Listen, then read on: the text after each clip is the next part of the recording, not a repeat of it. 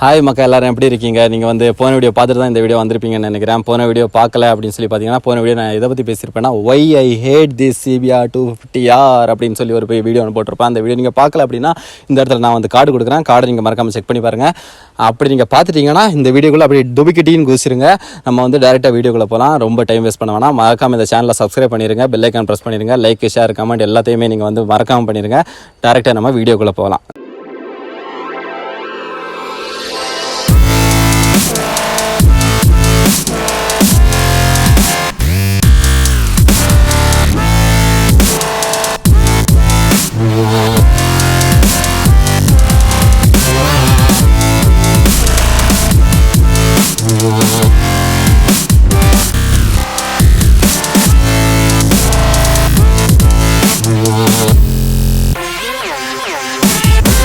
எனக்கு இந்த வண்டியில் பிடிச்ச திங்ஸ் என்னென்ன, எனக்கு ஏன் இந்த வண்டி ரொம்ப பிடிச்சா, ஃபஸ்ட்டு பாயிண்ட் என்னன்னு சொல்லி பார்த்தீங்கன்னா,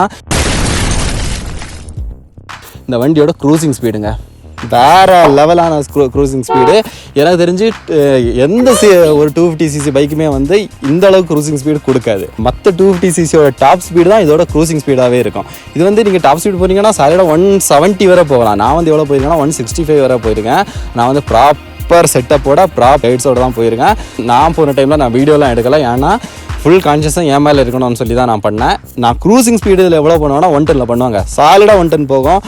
ஆனால் என்ன 110க்கு மேலே போக மாட்டேன், ஏன்னா மைலேஜ் கன்சர்னுக்காக நான் 110க்குள்ளே நான் போயிட்டுருப்பேன். பாயிண்ட் நம்பர் 2 என்னென்னு பார்த்தீங்கன்னா, வண்டியோட பிரேக்ஸு. வண்டியோட ஃப்ரண்ட்டு பேக்கு ரெண்டுமே தரமான பிரேக்கு. ஒரு 250cc இப்படி ஒரு பிரேக் வந்து ரீசெண்டாக நான் ஓட்டின எந்த வண்டியிலையுமே இல்லை. உங்களுக்கு தெரிஞ்சுனா சொல்லுங்கள். ஒரு பெஸ்ட் இன் கிளாஸ் பிரேக்ஸ்ன்னு சொல்லலாம். அதுவும் ஒன்றே நீங்கள் வந்து மறக்காமல் ஒன்று பண்ணுங்கள். இன்கேஸ் நீங்கள் வண்டியை செகண்ட்ஸில் எடுக்க போகிறீங்கன்னாலும் சரி, இல்லை இதுக்கு மேலே வண்டி எங்கேயும் ஃபஸ்ட்டாக கிடைக்காது, செகண்ட்ஸ் தான் எடுக்க முடியும். செகண்ட்ஸ் எடுக்க போகிறீங்கன்னா மறக்காமல் ஏபிஎஸை சூஸ் பண்ணுங்கள். நான் ஏபிஎஸ் சூஸே பண்ணாதீங்க, ஏன்னா வண்டியோட வெயிட்டும் ஜாஸ்தி, வண்டியோட க்ரூசிங் ஸ்பீட்ஸ் எல்லாமே ரொம்ப ஜாஸ்தி. நீங்கள் வந்து ஸ்டார்டிங் இனிஷியல் டார்க் மட்டும் தான் கம்மியாக இருக்கும். அதனால் உங்களால் நீங்கள் நினைக்கலாம் நான் என்னால் கண்ட்ரோல் பண்ண முடியும்னு. It's very very tough. அதனால் மறக்காமல் ஏபிஎஸ் வண்டியை சூஸ் பண்ணுங்கள். நான் வச்சுருக்கிறது ஏபிஎஸ் தான், டுவல் சேனல் ஏபிஎஸ் தான் வரும், இல்லை சிங்கிள் சேனல் ஏபிஎஸ் வராது. வண்டியோட பிரேக்கிங் வந்து வேறு லெவல் பிரேக்கிங். என்னோடதில் நிசின் கேலிபர்ஸ் கொடுத்துருக்காங்க.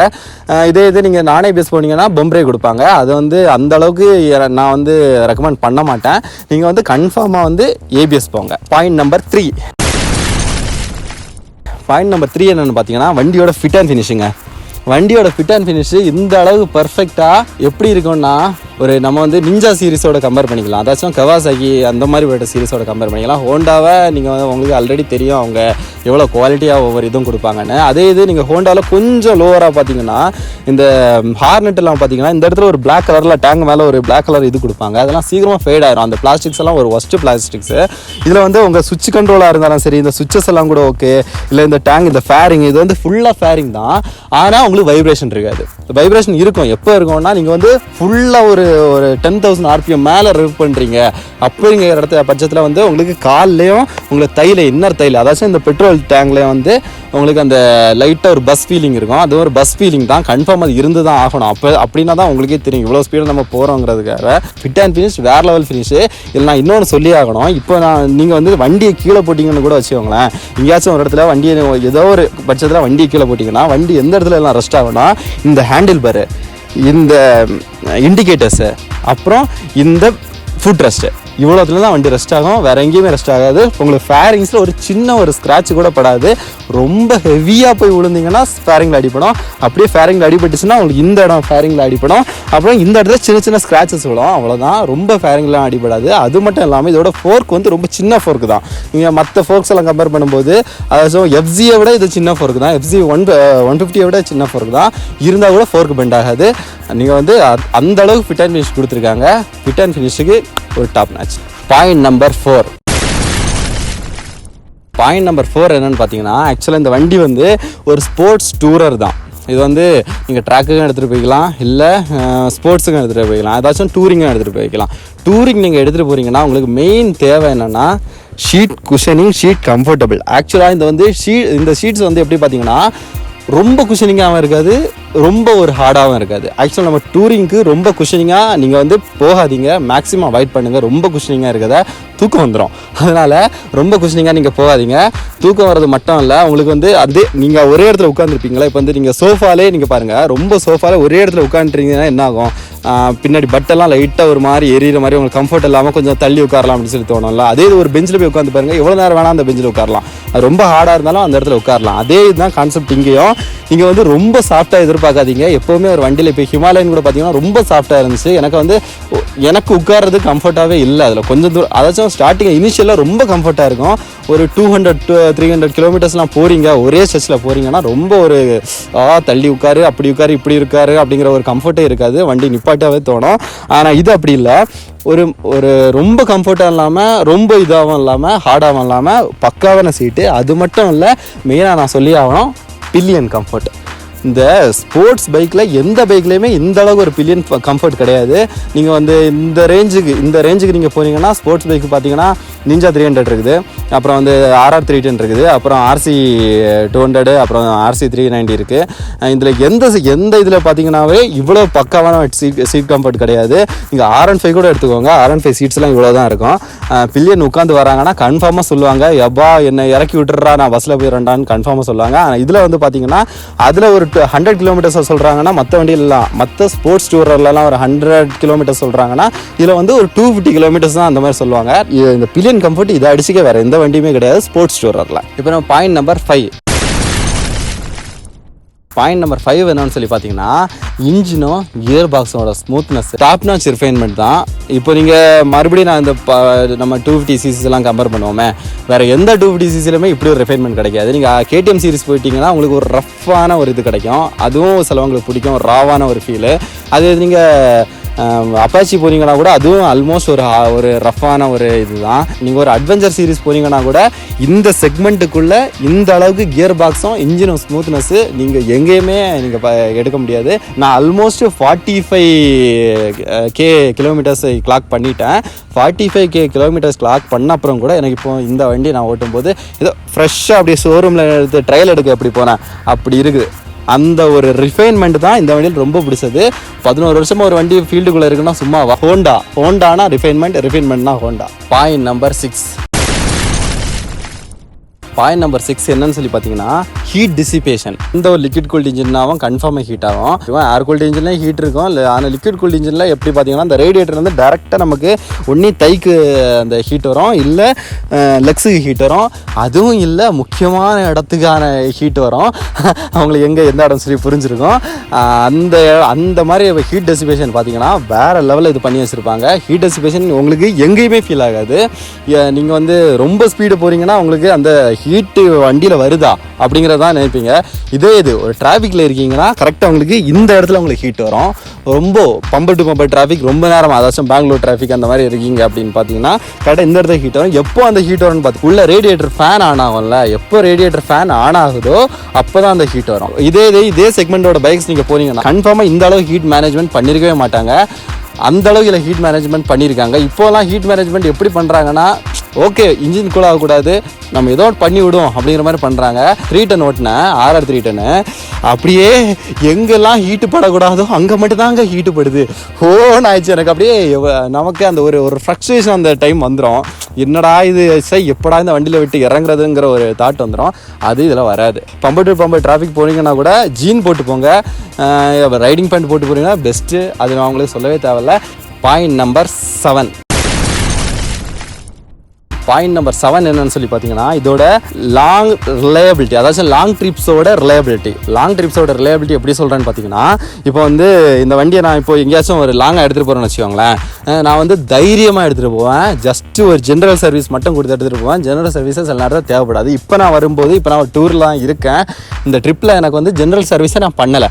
ஆக்சுவலாக இது ட்ரிப்பு டிஸ்டன்ஸ் கம்மி தான் வச்சுக்கோங்களேன். டிஸ்டன்ஸ் மொத்தமாக ஒரு 400 கிலோமீட்டர்ஸ் வரும்னு வச்சுக்கோங்களேன். இந்த 400 கிலோமீட்டர்ஸுக்கு நான் ஒரு சின்ன ஒரு மெயின்டெனன்ஸ் கூட பண்ணலை. ஆக்சுவலாக நான் வந்து என்ன பண்ணுவேன்னா ரெகுலர் மெயின்டெனன்ஸ் எப்போவுமே பண்ணிகிட்டே இருப்பேன். நீங்கள் செயின் பார்த்தீங்கன்னா கூட தெரியும், எப்போவுமே அது லூப்பில் தான் இருக்கும். அதே போல் பிரேக் பேட்ஸு, அப்புறம் வந்து ஏர் ப்ரெஷரு, பெட்ரோல்ஸ் எல்லாமே ஏன்னா நான் வந்து 100% மெயின்டெனன்ஸாக இருப்பேன். லாங் ட்ரிப் போகிறவங்க கன்ஃபார்ம் பண்ணி தான் ஆகணும். நான் புதுசாக சொல்லணும்னு அவசியம் கிடையாது. அந்த ரிலையபிலிட்டி இல்லை, எனக்கு நடந்த எக்ஸ்பீரியன்ஸை சொல்கிறேன்னு வச்சுக்கோங்களேன். நான் எப்போல்லாம் இந்த ஆரி எடுத்துகிட்டு போகிறேனோ, ஆரி எந்த வண்டி வேணால் வச்சுக்கோங்க. இப்போ எனக்கு ரொம்ப பிடிச்ச ஹிமாலயனாக இருக்கட்டும், இல்லை எனக்கு பிடிக்காத கிளாசிக்காக இருக்கட்டும், எதுவுமே எனக்கு வந்து எடுத்துகிட்டு போகும்போது இல்லை என் கூட ஆரி ஒருத்தங்க வராங்கனாவே பக்கு பக்கு பக்கு பக்கு பக்குன்னு தான் இருக்கும். ஏன்னா அந்த வண்டி எங்கே நிற்கும், எப்போ நிற்கும், எப்படி நிற்கும், எதனால் நிற்கும்னே தெரியாது. ஒரு ஒஸ்ட்டுங்க அது. அதோட சர்வீஸும் சரியில்லை. ஏன் ஆரி ஏன் இப்படி பண்ணுறீங்க? பாயிண்ட் நம்பர் 8 என்னன்னு பார்த்தீங்கன்னா, இது வண்டியோட மைலேஜுங்க. வண்டியோட மைலேஜ் எப்படின்னு சொல்லி பார்த்தீங்கன்னா, எனக்கு வந்து ஒரு ஹைவேவே வந்து பார்த்தீங்கன்னா எனக்கு வந்து 37+ கொடுக்குது. ஆனால் அது நான் கரெக்டாக செக் பண்ணல, ஹைவே மைலேஜ் எப்படின்னு சொல்லி செக் பண்ணல. இதே சிட்டிக்குள்ளே பார்த்தீங்கன்னா 36 கொடுக்குது. சிட்டிக்குள்ளே 36 ஒரு 250cc, how is it possible? ஆனால் கொடுக்குது. அதுதான் வந்து என் மைலேஜ் ரொம்ப பிடிச்சிருக்கு. இன்கேஸ் நீங்கள் வந்து இதோட மைலேஜ் செக் பண்ணணும்னா அந்த பக்கம் கார்டு கொடுக்குறேன், அதில் அந்த வீடியோ இருக்கும், மைலேஜ் செக் பண்ண வீடியோ. அதை வீடியோ போய் பாருங்கள்.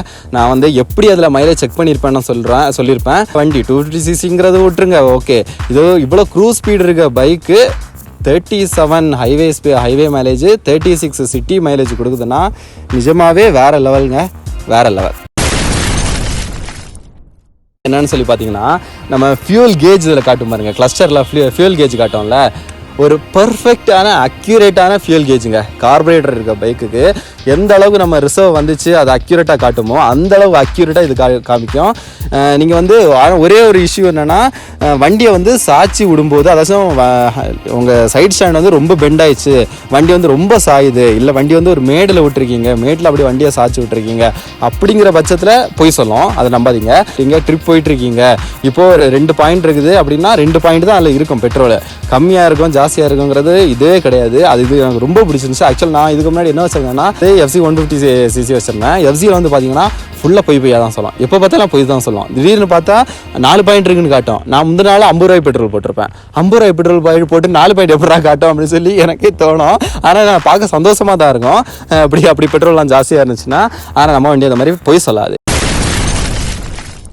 வண்டியோட லுக்ஸு, இது வந்து நிறைய பேருக்கு வந்து 50-50 இருக்கலாம். நிறைய பேருக்கு இந்த வண்டியோட லுக்ஸ் பிடிக்காமல் இருக்கலாம், நிறைய பேருக்கு இந்த வண்டியோட லுக்ஸ் பிடிச்சிருக்கலாம்.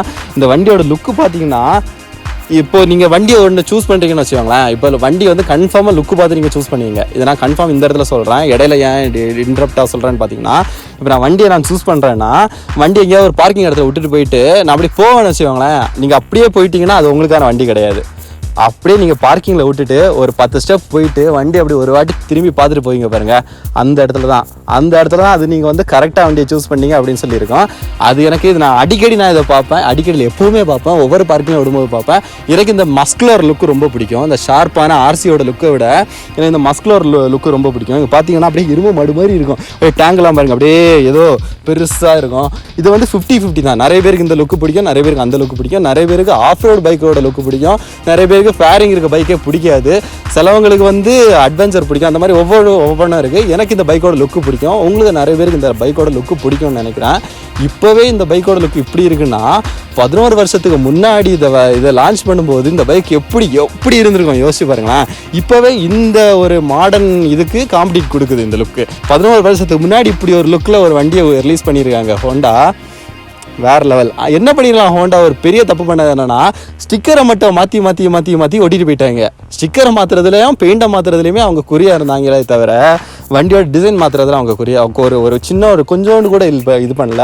ஆக்சுவலாக ஹோண்டாவோட R&Dயில் ஃபஸ்ட் என்ன சொல்லியிருப்பாங்கன்னா, எனக்கு வண்டி வந்து 10 வருஷத்துக்கு நின்று பேசணும் லுக்கு, அதுக்கப்புறம் நான் இதில் இருந்து ஆளே போட மாட்டேன், டிசைனுக்கு ரீடிசைனே பண்ண விட மாட்டேன் அப்படிங்கிற மாதிரி தான் சொல்லி கிரியேட் பண்ணியிருப்பாங்கன்னு தோணுது. இல்லைனா இங்கே R&5 பார்த்தீங்கன்னா பாருங்களேன், 4 வருஷம் வந்துச்சு. ஒவ்வொரு வருஷமும் டோட்டல் லுக்கு அப்படி இப்படி ஒரு சேஞ்ச் அப்படி துண்டாக பிரித்து வச்சுருக்காங்க. நம்ம RC கூட KTM சீரிஸும் அப்படி தான் பண்ணுறாங்க. அவங்க தான் அந்த சர்வேவல் பண்ணிகிட்டு இருக்காங்க. நம்ம ஆளு சர்வேவல் பண்ண முடியாமல் திணறிட்டு இருக்காரு. மஞ்சா கலரு எந்த வண்டி இப்படி மஞ்சா கலர் இருக்குது, மஞ்சா கலர் வண்டி அது எப்படி எங்கே போனாலும் அப்படியே ஏதாவது பார்க்கிங்கில் விட்டுருக்குன்னு வச்சுக்கோங்களேன். எங்கே பார்த்தாலும் எனக்கு ஓகே வண்டி நம்ம அங்கே பார்க் பண்ணியிருக்கோம், ஓகே நம்ம வண்டி இங்கே பார்க் பண்ணியிருக்கோம். நைட்டில் வந்து இந்த எல்இடி லேம்பு போட்டிருப்பாங்கல்ல, எங்கேயாச்சும் ஒரு பிரைட்டான ஒரு எல்இடி லேம்பு போட்டிருப்பாங்க ஏதாவது மோட்டலோ அந்த மாதிரி ஏதாவது இடத்துல, அப்படியே வண்டியை கொண்டு விட்டேன்னு வச்சுக்கோங்களேன், அப்படியே எங்கே பார்த்தாலும் மஞ்சள் இருக்க மாதிரியே ஒரு ஃபீல் இருக்கும். I like this colour option. இதில் எனக்கு 2 கலர் ஆப்ஷன் ரொம்ப பிடிக்கும். நான் ஆக்சுவலாக ஃபஸ்ட்டு போன வந்து ரெட்டு கேக்கு தான் போனேன். எனக்கு ரெட்டு கிடைக்கலன்னா அப்போ எனக்கு ரொம்ப டிமாண்டாக இருந்துச்சு வண்டி. எல்லோ அங்கே ஸ்டாக் இருந்துச்சு, அதனால தான் நான் எல்லோ எடுத்தேன். எல்லோ எடுத்த அப்புறம் தான் நினைக்கிறேன் நல்ல வேலை எல்லோ எடுத்தேன். அப்படியே மஞ்சா கலரில் இருக்குதுங்க, மங்களகரமாக. ஓகே, நம்ம வீடியோவோட ஃபைனலுக்கு வந்துட்டோம். நம்ம வீடியோ இதோட முடிச்சிடலாம். வீடியோவை நீங்கள் எல்லோரும் பார்த்துருப்பீங்கன்னு நினைக்கிறேன். வீடியோவை பார்த்து மறக்காமல் லைக் பண்ணிடுங்க. உங்களுக்கு பிடிச்சிருந்தோன்னா லைக் பண்ணுங்கள், பிடிக்கலன்னா கூட லைக் பண்ணுங்கள், இல்லை ரொம்ப பிடிக்கலான்னா டிஸ்லைக் கூட பண்ணுங்கள். அப்போ தான் எனக்கு தெரியும் நான் வந்து என்னென்ன தப்பு பண்ணியிருக்கேன் அப்படின்னு சொல்லி. நீங்கள் வந்து வீடியோ ஃபுல்லாக பார்த்துருப்பீங்கன்னு நினைக்கிறேன். இவ்வளோ நேரம் வீடியோ பார்த்ததுக்கு ரொம்ப தேங்க்ஸு. மறக்காமல் வந்து லைக்கு, பெல்லு, சப்ஸ்கிரைபு எல்லாத்தையுமே பண்ணிடுங்க. இது எல்லா சிபிஆர் ஓனருக்கும் இந்த வீடியோ வந்து அப்படியே ஷேர்னு தட்டி விடுங்க. எதில் வேணால் ஷேர் பண்ணுங்கள், ஜாலியாக ஷேர் பண்ணுங்கள். ஓகே, நம்ம இந்த வீடியோ இதோட முடிச்சிக்கலாம். பாய். நான் அடுத்த வீடியோவில் ஒரு புது கான்செப்டோட புது ஒரு இதோட வரேன். நம்ம வந்து நம்ம சேனலில் எப்போ வீடியோ வரும்னு பார்த்தீங்கன்னா, டோட்டலாக ஒரு வாரத்துக்கு 2 வாட்டி வீடியோ வரும். என்னைக்கெல்லாம் வீடியோ வரும்னு பார்த்தீங்கன்னா, புதன்கிழமை ஒரு வீடியோ வரும், அப்புறம் சனிக்கிழமை ஒரு வீடியோ வரும். புதன்கிழமை வர வீடியோவில் என்ன வரும்னு சொல்லி பார்த்தீங்கன்னா, கொஞ்சம் இந்த மாதிரி நான் இப்போ பேசினேன்ல, இந்த மாதிரி ஹேட்டர்ஸ், லைக்ஸ், என்னென்ன ரிவ்யூஸு, கொஞ்சம் டெக்னிக்கல் ஓரியன்டாக எப்படி ட்ரிப் போகலாம், எப்படி டூர் போகலாம் அப்படிங்கிறதெல்லாம் வரும். அதே இது சனிக்கிழமை பார்த்தீங்கன்னா ஒன்லி அண்ட் ஒன்லி ட்ரிப்ஸ் அதுதான் வரும். நீங்கள் வந்து 2 வீடியோவை பார்த்து என்ஜாய் பண்ணுங்கள், ஜாலியாக இருங்க. Okay, tata, bye. See you in the next video. Bye.